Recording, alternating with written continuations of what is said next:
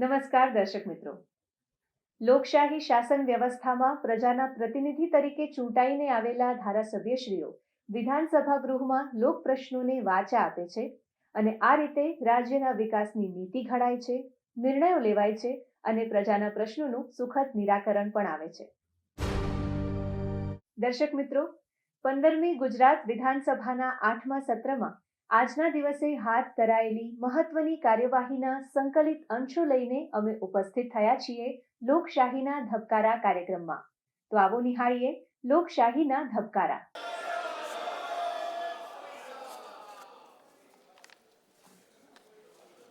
Order. પ્રશ્ન ક્રમાંક 1, માન્ય શ્રી અમિતભાઈ ચાવડા.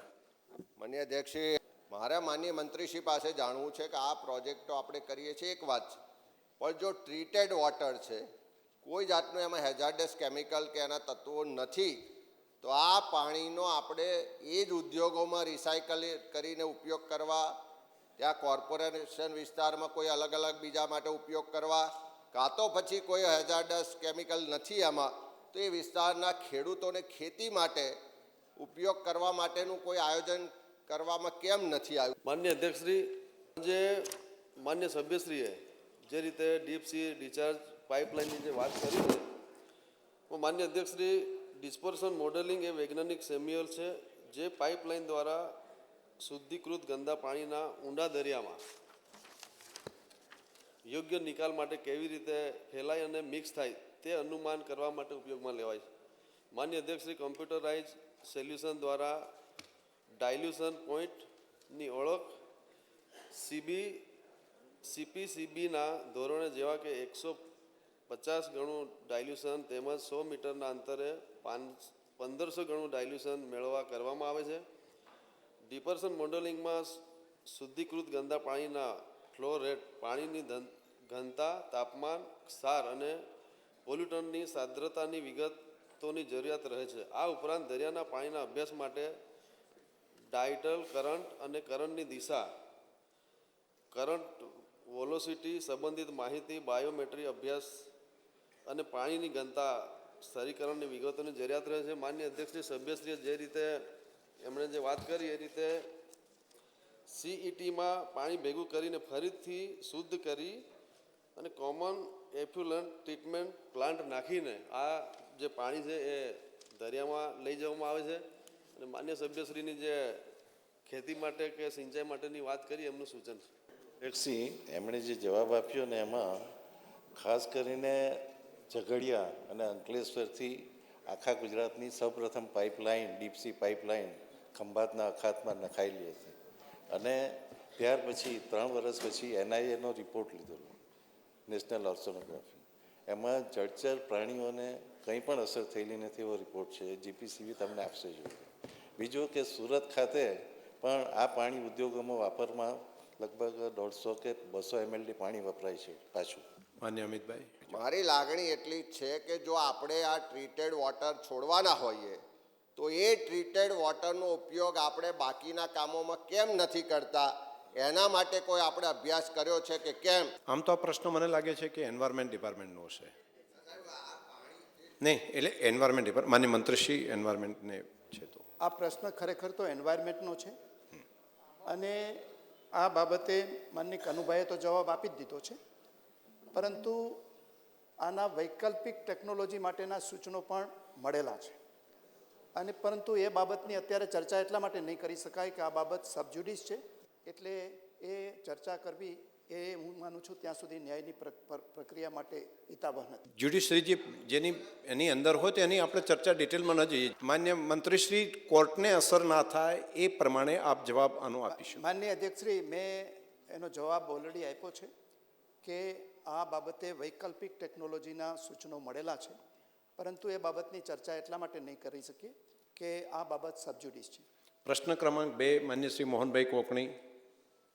માન્ય અધ્યક્ષશ્રી, તારીખ 31/12/25ની સ્થિતિએ તાપી જિલ્લામાં જિલ્લા કક્ષાની સ્પોર્ટ્સ સ્કૂલ છે એમાં કેટલા ખેલાડીઓ લાભ લે છે અને એની સાથે જિલ્લા કક્ષાની જે સ્પોર્ટ્સ સ્કૂલ છે એ હેઠળ તાપી જિલ્લામાં કઈ રમતોની તાલીમ અપાય છે? માન્ય અધ્યક્ષશ્રી, સભ્યશ્રીએ જે રીતે વાત કરી, તાપી જિલ્લામાં આવેલ જિલ્લા કક્ષાની સ્પોર્ટ્સ સ્કૂલમાં હાલમાં અત્યારે 128 છોકરીઓ લાભ લે છે અને આ સ્પોર્ટ સ્કૂલ યોજના હેઠળ એથ્લેટિક, કબડ્ડી, ખોખો, શૂટિંગ અને ટેકવાન્ડોની રમતો રમાય છે.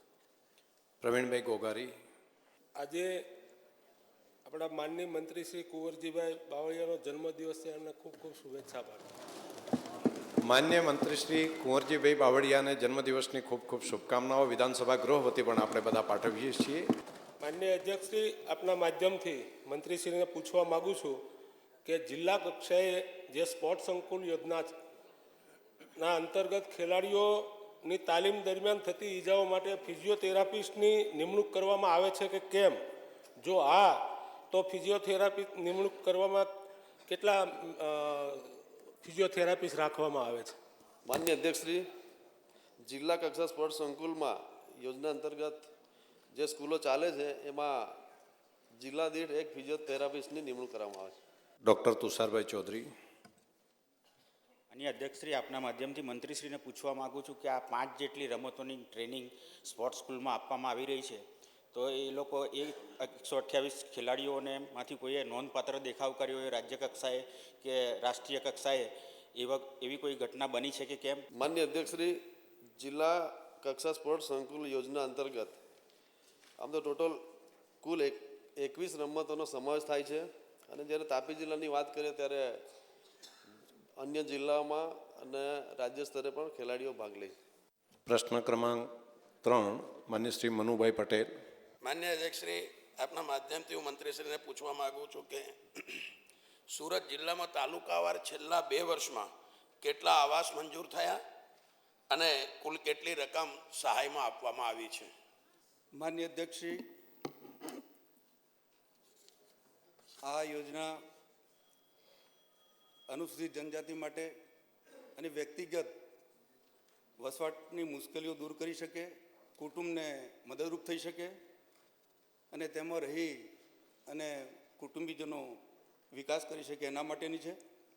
જ્યારે માન્ય સભ્યશ્રીએ તાલુકા વાઇઝ વાત કરી છે ત્યારે માંડવી તાલુકાની અંદર 46 આવાસ મંજૂર કરવામાં આવ્યા છે અને 119.5 લાખ રૂપિયા ચૂકવેલ છે. ઉમરપાડામાં 110, 127.9 લાખ, બારડોલીમાં 2, 14.5 લાખ, માંગરોળ 42, 57.8 લાખ, મહુવા 75, 118.1 લાખ, પલસાણા 9.8 લાખ, ઓલપાડ 2, 1 લાખ રૂપિયા. આમ ટોટલ 315 અને ટોટલ રૂપિયા 448.6 લાખ રૂપિયાની માતબર રકમ ચૂકવવામાં આવેલી, સહાય ચૂકવવામાં આવી છે. માન્ય અધ્યક્ષશ્રી, 2024માં કુલ 315 આવાસ મંજૂર કરવામાં આવ્યા, 260.1 લાખની સહાય ચૂકવવામાં આવી અને વર્ષ 2025માં 251 આવાસ મંજૂર કરવામાં આવ્યા અને 188.5 લાખની સહાય ચૂકવવામાં આવી. આમ સુરત જિલ્લાની અંદર 566 લાભાર્થીઓને 448.6 લાખની સહાય ચૂકવવામાં આવી. માન્ય અધ્યક્ષશ્રી. માન્ય ભરતભાઈ પટેલ. આપના માધ્યમથી માન્ય મંત્રીશ્રી પાસેથી જાણવું છે, આવાસ યોજના એ ખૂબ સારી સરકારની યોજના છે, તો તેમાં વ્યક્તિગત ધોરણે આવાસ યોજના હેઠળ લાભ મેળવવા માટે આવક મર્યાદા નિશ્ચિત થયેલ છે કે કેમ, અને આ યોજના હેઠળ મળવાપાત્ર આર્થિક સહાયમાં તાજેતરમાં કોઈ સુધારો કરવામાં આવેલો હોય તો માન્ય મંત્રીશ્રી જણાવે. માન્ય અધ્યક્ષશ્રી, આદિજાતિ કુટુંબની વાર્ષિક આવક 6 લાખ નિયત કરવામાં આવેલી છે અને અનુસૂચિત જનજાતિમાં પણ અંત્યત પછાત એવા આદિમ જૂથ કોટવાળિયા, કોલ્હા, કોલદા, કાથોડી, સિદ્દી અને પઢારના લાભાર્થીઓને કોઈ આવક મર્યાદા નક્કી કરવામાં આવેલ નથી. માન્ય અધ્યક્ષશ્રી, આર્થિક સહાયમાં સુધારા બાબતે 2025ની અંદર 1,20,000 રૂપિયા હતા, જ્યારે વધારીને 1,70,000 રૂપિયા લાભાર્થીને ખાતામાં ઈ પેમેન્ટથી જમા કરવામાં આવે છે. પ્રશ્ન ક્રમાંક 4, માન્ય શ્રી આનંદભાઈ પટેલ. માન્ય અધ્યક્ષશ્રી, આપના માધ્યમથી મારે મંત્રીશ્રીને પૂછવું છે કે આવા અનુસૂચિત જાતિના ખોટા પ્રમાણપત્રની ફરિયાદ કેટલી મળી છે, અને ફરિયાદ મળી હોય તો એના પર શું કાર્યવાહી કરવામાં આવી છે? માન્ય મંત્રીશ્રી. માન્ય અધ્યક્ષશ્રી, માન્ય સભ્યશ્રીએ પ્રમાણપત્ર ખરાઈ કરવા માટેની જે વાત કરી છે એ અનુસંધાને 2020ના નિયમોનો ઉલ્લેખ કરીએ તો અનુસૂચિત જાતિના તેમ છતાં જોબ આપીએ તો ગુજરાત સરકારના જવાબ તો આપે આપી દીધેલો છે ને? જી સાહેબ, જવાબની અંદર તો કહી દીધું છે. જવાબ તો આપી દીધો છે કે એક પણ. અને સાહેબ, બીજો પ્રશ્ન એ છે વાત કે જે એમણે ફરિયાદની વાત કરી એ સામાજિક વિભાગને લગતો પ્રશ્ન છે, એટલે સ્કોપ 12 આવશે સાહેબ, એટલે પ્રશ્ન એ સ્કોપ 12 થશે. બેટા પ્રશ્ન કંઈ હોય તો પૂછો તમે. હજુ આનંદભાઈ આપને કહું છું, નથી ને? માન્ય સભ્યશ્રી પરસોત્તમભાઈ પરમાર. માનનીય અધ્યક્ષશ્રી, આમ તો અનુસૂચિત જાતિના આવા ખોટા પ્રમાણપત્રો મેળવી અને સરકારી લાભો મેળવતા હોય છે એવા પ્રકારના આક્ષેપો થતા હોય છે, પરંતુ છેલ્લા 2 વર્ષની અંદર આવા અનુસૂચિત જાતિના પ્રમાણપત્ર મેળવીને એક પણ આવો કિસ્સો બન્યો નથી. એટલા માટે સરકારને અભિનંદન આપું છું. ખાસ કરી અને આના માટે રાજ્ય સ્તરે કોઈ કમિટી બનાવવામાં આવી છે કે કેમ આના પ્રમાણપત્રોની ચકાસણી માટે, અને જો કમિટી છે તો એમાં સભ્યો કોણ કોણ છે? માન્ય અધ્યક્ષશ્રી, માન્ય સભ્યશ્રીએ જે પ્રશ્ન પૂછ્યો છે આમના માટે સરકારશ્રી દ્વારા એક કમિટીની રચના કરવામાં આવી છે. આ કમિટીના સભ્ય તરીકે નિયામક શ્રી અનુસૂચિત જાતિ કલ્યાણ, કાર્યપાલક શ્રી નિયામક શ્રી આદિજાતિ સંશોધન અને તાલીમ સોસાયટી, સેક્શન અધિકારી સામાજિક ન્યાય અને અધિકારીતા વિભાગ, સંયુક્ત નિયામક અનુસૂચિત જાતિ કલ્યાણનો સમાવેશ થાય છે. આ પ્રકારની સરકારશ્રી દ્વારા આ વિભાગ માટેની એક કમિટી બનાવવામાં આવી છે.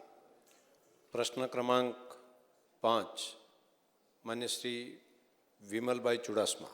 માન્ય અધ્યક્ષશ્રી, આપના માધ્યમથી મંત્રીશ્રીને પૂછવા માગું છું કે ઘણીવાર પોલીસ સ્ટેશને જતા હોય ત્યારે એફઆઈઆર લેવામાં ન આવતી હોય ત્યારે ઘણા લોકો અરજી કરતા હોય છે, ઇન્વર્ટ કરાવતા હોય છે પોતાની અરજી, અથવા પોસ્ટ થ્રુ મોકલતા હોય અથવા કુરિયર થ્રુ મોકલતા હોય, તો આવી અરજીઓ જે ત્યાં કેટલી અરજીઓ આવેલી. માન્ય અધ્યક્ષશ્રી, આપણે કેન્દ્ર સરકારે સામાન્ય માણસની ચિંતા કરી છે. BNSS ભારતીય નાગરિક સુરક્ષા સંહિતા કલમ 173માં ફરજિયાત એફઆઈઆરની જોગવાઈ રાખી છે. જો કોઈ પોલીસ અધિકારી એફઆઈઆર દાખલ કરવાનો ઇનકાર કરે તો આપણે એસપીને પણ મળી શકતા હોઈએ છીએ, મેજિસ્ટ્રેટ પાસે અરજી પણ દાખલ કરી શકતા હોઈએ છીએ. માન્ય અધ્યક્ષશ્રી, સમગ્ર ગીર સોમનાથ જિલ્લામાં છેલ્લા 2 વર્ષમાં એમ કેસ એક પણ નોંધાયેલ નથી. માન્ય અધ્યક્ષશ્રી, આ ગૃહનું ધ્યાન ગૌરવપૂર્વક હું દોરવા માગું છું કે આપણા ગુજરાતમાં ખાલી પોલીસ અધિકારીઓની નહીં પણ આપણા મુખ્યમંત્રી અને નાયબ મુખ્યમંત્રી આદરણીય દર સોમવારે અને મંગળવારે અરજદારોને સાંભળવા પણ બેસતા હોય છે. એમને પાસે પણ કોઈ રજૂઆત આવે તો એ ડાયરેક્ટ પોલીસને પણ જાણ કરતા હોય છે. માન્ય અધ્યક્ષશ્રી, દર મહિનાના ગુરુવારે, ચોથા ગુરુવારે સ્વાગત કાર્યક્રમમાં આપણા મુખ્યમંત્રી અરજદારોને ડાયરેક્ટ સાંભળતા પણ હોય છે. અરજદારને ગાંધીનગર રૂબરૂ ધક્કો ના ખાવો પડે એ માટે સરકાર દ્વારા જિલ્લા કક્ષાએ એસપી, ડીવાયએસપી, એસપી, ડીસીપી અઠવાડિયાની અંદર દરેક અરજદારોને રૂબરૂ પણ સાંભળતા હોય છે. એવી જ રીતે માન્ય અધ્યક્ષશ્રી, અધિકારીઓ કેટલા દિવસ કેટલા અરજદારોને સાંભળાશે તેમના માટે સમીક્ષા કરવામાં આવે છે, અને એ અરજી નાયબ મુખ્યમંત્રીના કાર્યાલયમાં તેમને ઈ-ગુસ્કોપ સોફ્ટવેર એન્ટ્રી કરી અને નાયબ મુખ્યમંત્રીને એ અરજીની ચકાસણી પણ કરતા હોય છે. આ સરકારની સ્પષ્ટ નીતિ છે કે એફઆઈઆર નોંધવી ફરજિયાત છે, પણ ઓનલાઈન ફરિયાદ સિસ્ટમમાં માધ્યમથી ઈ-એફઆઈઆર અને ઝીરો એફઆઈઆરની પણ જોગવાઈ સરકાર દ્વારા કરવામાં આવી છે. માન્ય અધ્યક્ષશ્રી, જ્યારે પણ પોલીસ અધિકારી લગતો ગુનો બને ત્યારે એફઆરઆઈ દાખલ કરવામાં આવે છે. જ્યાં પોલીસ અધિકારી બહારની બાબતમાં હોય તો એનસી દાખલ કરવામાં આવે છે. અમુક કિસ્સામાં અટકાયતી પગલાંની કાનૂની કાર્યવાહી પણ કરવામાં આવે છે. એવી જ રીતે માનનીય અધ્યક્ષશ્રી રજૂઆત અને બાતમી માહિતી પ્રકારની પણ હોય છે. માનનીય અધ્યક્ષશ્રી એવા કિસ્સાના ગુના દાખલ કરવાના કે જેવા કિસ્સામાં પ્રાથમિક તપાસ પણ કરવી જરૂરી હોય છે. ઘણીવાર મિલકત લગતા પ્રશ્ન પણ હોય છે કે જે મિલકતોમાં ભાઈ ભાગના પણ પ્રશ્ન હોય છે, ભાગીદારોના પણ પ્રશ્ન હોય છે. એમના અરજ પણ કંઈ અરજી થઈ હોય પોલીસમાં ત્યારે પોલીસ એમની વિશેષ તપાસ કરે છે અને ત્યારબાદ એમની એફઆરઆઈ દાખલ કરતા હોય છે. એવી જ રીતે મેડિકલ લગતા કોઈ ગુના હોય તો આ ગુનાની અંદર ડાયરેક્ટ એફઆરઆઈ થતી નથી. એની તપાસ કમિટી એમનો રિપોર્ટ રજૂ કરે છે, ત્યારબાદ એમની સામે એફઆરઆઈ થતી હોય છે. એવી જ રીતે લગ્નોત્તરના કોઈ પ્રશ્ન હોય તો એ પણ અરજી આવતી હોય છે અને અરજી આવ્યા બાદ એમની તપાસ કરવામાં આવશે અને તપાસ કર્યા બાદ એમની એફઆરઆઈ કરવામાં આવતી હોય છે. માન્ય ભગાભાઈ બારડ. માન્ય અધ્યક્ષશ્રી, માન્ય મંત્રીશ્રીને પૂછવા માગું છું કે એક તો ઝીરો એફઆઈઆર શું છે અને અત્યાર સુધીમાં ગીર સોમનાથ અને જુનાગઢ જિલ્લામાં આવી કોઈ એફઆઈઆરો નોંધાયેલી છે કે નહીં એની વિગત એક થોડીક આપે. અને બીજું માન્ય અધ્યક્ષશ્રી, મારો પ્રશ્ન એ છે કે સોમનાથની અંદર વીવીઆઈપી મહેમાનો ઘણા બધા આવતા જ હોય છે દરરોજ. બહારની પોલીસ પણ પુષ્કળ ત્યાં બંદોબસ્તમાં આવે છે. એમાં દીકરીઓનું પ્રમાણે હોય છે. તો એમને એક રહેવા માટેની વ્યવસ્થા માટે સોમનાથની અંદર એક સારું પોલીસ ભવન ગેસ્ટ હાઉસ જો બને તો એમને ક્યાંય બહાર જવું ન પડે. અને બીજું એક વેરાવળની અંદર પોલીસ પરિવારના જે આવાસ છે ત્યાં એક સારો હોલ બને તો એ પરિવારને ત્યાં લગ્ન પ્રસંગો કે બીજો પ્રસંગ ઉજવી શકે. તો આવું સરકાર વિચારે છે કે નહીં, એટલી મારી વિનંતી છે. માન્ય અધ્યક્ષશ્રી, માન્ય સભ્યશ્રીએ પ્રશ્ન પૂછ્યો છે કે ગીર સોમનાથ અને વેરાવળમાં પોલીસ ભવન માટેની જે વાત છે એવી માન્ય સભ્યશ્રીનું સૂચન છે.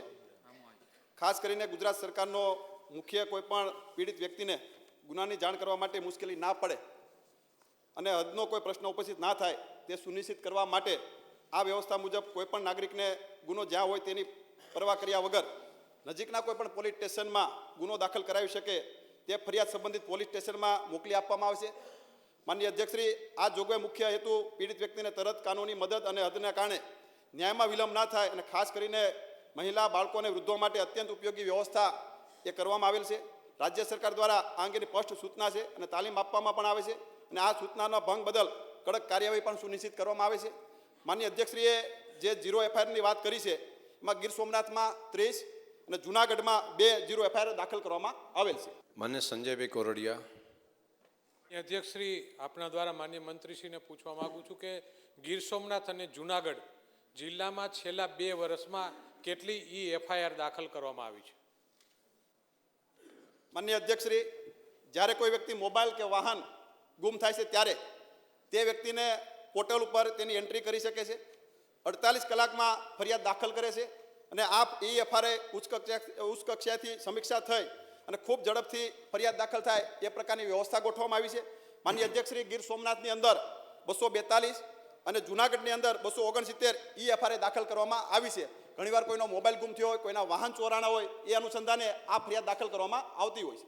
પ્રશ્ન ક્રમાંક 7 માન્ય શ્રી બાબુભાઈ પટેલ. માન્ય અધ્યક્ષશ્રી, આત્મનિર્ભર ગુજરાત યોજના 2022 કેટલી કેપિટલ સહાય કરવામાં આવી અને સહાયના પાત્રતા શું છે? અને મંત્રીશ્રી. માન્ય અધ્યક્ષશ્રી, સભ્યશ્રીએ જે પ્રશ્ન પૂછ્યો છે અમદાવાદ જિલ્લાના સંદર્ભમાં પૂછ્યો છે. માન્ય અધ્યક્ષશ્રી, આત્મનિર્ભર ગુજરાત યોજના હેઠળ 2022 હેઠળ માઇક્રો એકમ અને કેપિટલ સહાય યોજનાનો લાભ આપવામાં આવેલ છે.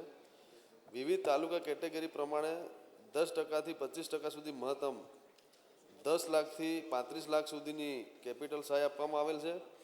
આ યોજના હેઠળ માન્ય અધ્યક્ષશ્રી અમદાવાદ જિલ્લામાં 6283.20 લાખની વ્યાજ સહાય ચૂકવવામાં આવી છે અને 3822.98 લાખ એ કેપિટલ સહાય ચૂકવવામાં આવેલ છે.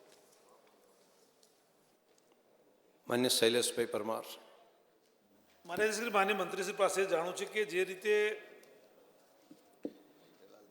એમએસએમઈની અંદર અરજીઓના આધારે જે સહાય આપી છે તો કેટલી અમદાવાદ જિલ્લાની અંદર એમએસએમઈના કુલ કેટલા રજીસ્ટ્રેશન થયેલા એકમો છે? જે એકમો પૈકી કેટલાય અરજી કરી હતી ને અરજી પૈકી આટલી અરજીઓ મંજૂર કરો તો કેટલા એકમો છે અને કેટલા એકમોએ અરજી કરી હતી? માનનીય અધ્યક્ષશ્રી, અમદાવાદ જિલ્લામાં કુલ 4,355 અરજીઓ પ્રાપ્ત થયેલ હતી.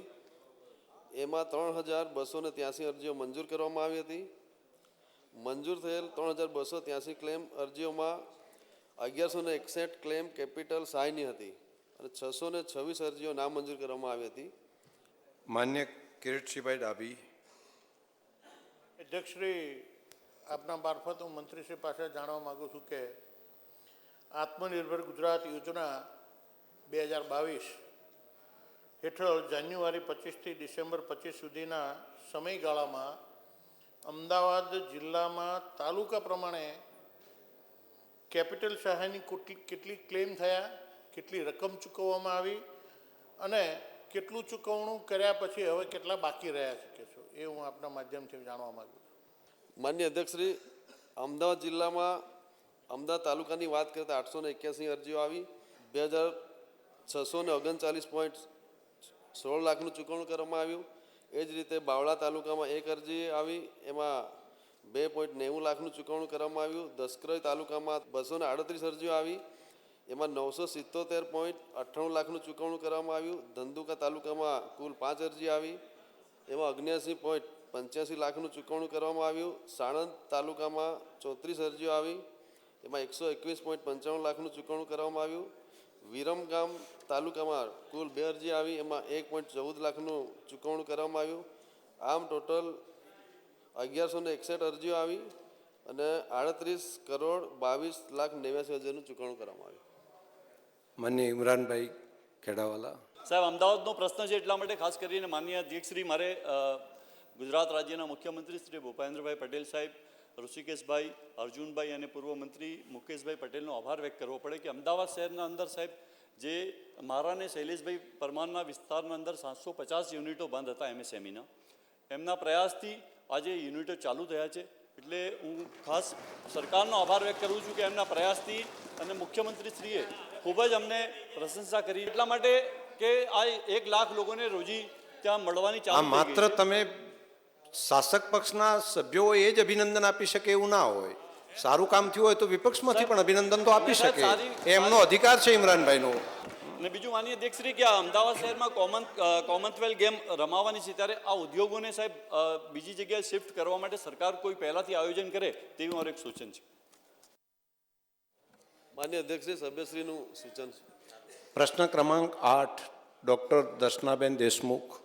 માનનીય અધ્યક્ષશ્રી, હું આપના માધ્યમથી માન્ય મંત્રીશ્રી પાસે જાણવા માગું છું કે સંકલિત ડેરી વિકાસ યોજના ઘણા વર્ષોથી અમલમાં છે, તો આ યોજના થકી આદિજાતિ સમાજને શું હકારાત્મક પરિણામો જોવા મળ્યા છે એ જણાવવા વિનંતી. આભાર. માન્ય અધ્યક્ષશ્રી, સંકલિત ડેરી વિકાસ યોજનાનો મુખ્ય હેતુ પશુપાલન વ્યવસાયમાં જોડાયેલ આદિજાતિ મહિલાઓને રોજગારી આપી અને તેમને પગભર કરવાનો છે. યોજનાનું અમલીકરણ 2007-2008થી શરૂ કરવામાં આવ્યું છે અને institute of rural management IRMA દ્વારા 2023-24માં સંકલિત ડેરી વિકાસ યોજનાનું મૂલ્યાંકન હાથ ધરવામાં આવ્યું છે. માનનીય અધ્યક્ષશ્રી, મહિલાઓ દ્વારા પશુની સાર સંભાળ ખૂબ સારી રીતે લેવામાં આવે છે અને દૂધ ઉત્પાદનનું પ્રમાણ વધ્યું છે અને વધુ સારી રીતે દુધાળા પશુઓની માવજત કરતા હોય છે. માનનીય અધ્યક્ષશ્રી, મહિલાઓની આવક વધારાના કારણે સામાજિક અને આર્થિક દરજ્જો ઊંચો આવ્યો છે અને પોષણ તકનું સ્તર ઊંચું આવ્યું છે. માનનીય અધ્યક્ષશ્રી, આ યોજનાથી બાળકોના શિક્ષણ, નવા પશુઓની ખરીદી, ઘરનું સમારકામ, નાના ધંધાઓ માટે બચતની રકમનો ઉપયોગ કરી શકે છે. માનનીય અધ્યક્ષશ્રી, આ આજીવિકાના કારણે સ્થળાંતરનું પ્રમાણ ઘટ્યું છે. માનનીય અધ્યક્ષશ્રી, આ યોજના થકી આદિજાતિ મહિલાઓને સરેરાશ માસિક 5,000થી 7,000ની આવક મળી રહે છે. માનનીય અધ્યક્ષશ્રી. માન્ય મહેશભાઈ ભુરિયા. માન્ય અધ્યક્ષશ્રી, માન્ય મંત્રીશ્રીને પૂછવા માગું છું, સંકલિત ડેરી વિકાસ યોજના અંતર્ગત લાભાર્થીઓને દુધાળા પશુ આપવામાં આવે છે ત્યારે આ યોજના હેઠળ આપવામાં આવતા દુધાળા પશુઓની ચકાસણી કરવામાં આવે છે કે કેમ, અને આ યોજનાનું મોનિટરિંગની સુપરવિઝન કોના દ્વારા કરવામાં આવે છે? માનનીય અધ્યક્ષશ્રી, આ યોજના હેઠળ લાભાર્થીઓ દ્વારા ખરીદવામાં આવતા દૂધાળા પશુઓની ચકાસણી સંબંધિત જિલ્લા દૂધ ઉત્પાદક સંઘ દ્વારા કરવામાં આવે છે અને તેના વેટરનરી ડૉક્ટર મારફતે ચકાસણી કરવામાં આવે છે. માનનીય અધ્યક્ષશ્રી, આ નર્મદાનો પ્રશ્ન છે એટલે નર્મદા જિલ્લામાં દૂધ ધારા ડેરી સંઘ દ્વારા વેટરનરી ડૉક્ટરની ઉપસ્થિતિમાં દૂધાળા પશુઓની ચકાસણી કરી વીમા હેતુના લાભાર્થી દ્વારા પસંદ કરાયેલા પશુઓનું ટેગિંગ કરવામાં આવે છે અને સંકલિત ડેરી યોજનાનું સુપરવિઝન જિલ્લા કક્ષાએ પ્રાયધન વહીવટદાર કચેરી અને રાજ્ય કક્ષાએ development support agency of Gujarat ડિસેક દ્વારા કરવામાં આવે છે. માનનીય અધ્યક્ષ, પ્રશ્ન ક્રમાંક 9 માન્ય શ્રી વીડી ઝાલા, વિરેન્દ્રસિંહ ઝાલા. માન્ય અધ્યક્ષશ્રી, હું મંત્રીશ્રી પાસેથી જાણવા માગું છું કે માનવ કલ્યાણ યોજના મંજૂર કરવાના શું ધોરણો છે અને હિંમતનગર તાલુકામાં આવી કેટલી અરજીઓ આવી અને કેટલી મંજૂર કરવામાં આવી? માન્ય અધ્યક્ષશ્રી, તારીખ 1/1/2025થી તારીખ 31/12/2025 સુધીના સમયગાળામાં માનવ કલ્યાણ યોજના અન્વયે સાબરકાંઠા જિલ્લાના હિંમતનગર તાલુકામાં 832 અરજીઓ આવેલ છે, જે પૈકી 237 અરજીઓ મંજૂર કરવામાં આવેલ છે અને જ્યારે ડ્રોમાં પસંદગી ના પામેલ અરજીઓ આગળના વર્ષમાં ધ્યાનમાં લેવામાં આવે છે. પ્રશ્ન ક્રમાંક 10 માન્ય શ્રી ગુલાબસિંહ ચૌહાણ. માનનીય અધ્યક્ષશ્રી, આપના માધ્યમથી હું મંત્રી પાસે જાણવા માગું છું કે છેલ્લા 2 વર્ષમાં કેટલી વખત એસટીના ભાડામાં વધારો, ક્યારે અને કેટલો થયો? માન્ય અધ્યક્ષશ્રી, છેલ્લા 2 વર્ષની અંદર તાજેતરની અંદર જ હમણાં મામૂલી એટલે કે 3%નો જ વધારો થયેલો છે અને એ જે સામાન્ય રૂટો છે, જે નાના જે રોજે રોજ બજાર આવતા હોય એના માટે કોઈ અસર કરતી નથી, એટલે નોમિનલ 3%નો જ વધારો થયેલ છે.